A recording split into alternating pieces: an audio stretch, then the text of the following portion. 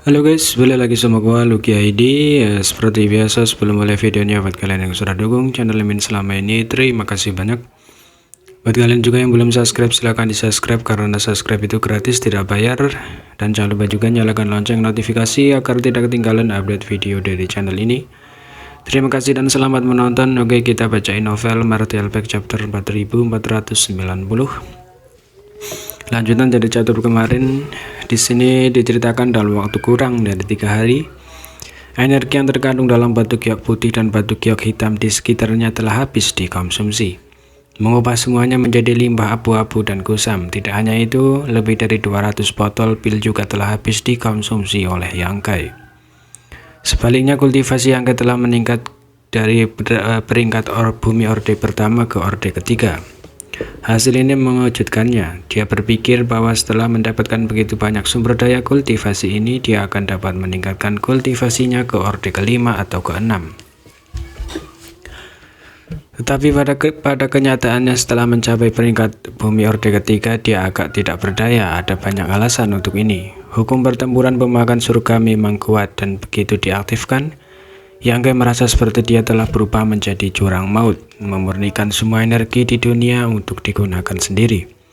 Tetapi tubuh fisik Yangkai tidak tahan. Jika itu adalah tubuhnya di tahap Open Heaven Orde ke-6, itu pasti tidak akan menjadi masalah. Tetapi di dunia senjata ilahi ini, dia hanyalah seorang kultivator peringkat bumi kecil.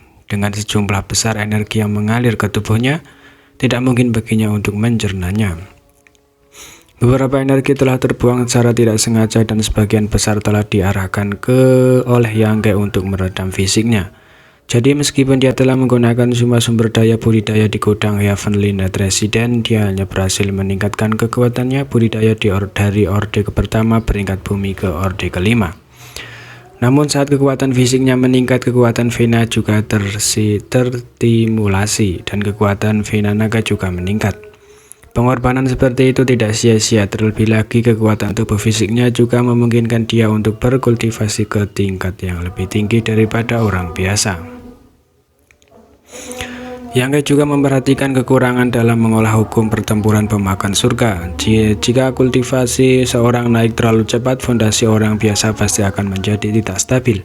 Dan cepat atau lambat akan ada resiko penyimpangan ki. Namun Yangkai tidak memiliki kekhawatiran seperti itu. Kultivasinya sudah di tahap Open Heaven Orde ke-6. Dan dengan temperamennya yang kuat, mengendalikan kultivasi peringkat bumi seharusnya tidak menjadi masalah. Hal lain adalah bahwa energi yang diserap oleh Heaven Devouring Battle Law terlalu kompleks dan tidak murni. Tujuan dari teknik kultivasi ini adalah untuk melahap energi dari semua hal di dunia untuk digunakan sendiri, terlepas dari apakah itu berguna atau tidak.